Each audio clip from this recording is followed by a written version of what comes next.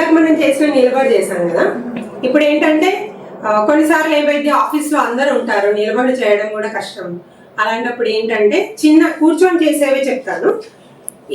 దీన్ని ఏంటంటే cough rises అంటారు. మన కాళ్ళు ఇలా ఉన్నాయి కదా, సింపుల్గా కూర్చొని కాళ్ళని పైకి కింది కనడం, రిలాక్స్ కూర్చొని ఒక 20 times మనకు కుదిరినప్పుడల్లా కాళ్ళు ఇలా అన్నాం అనుకోండి.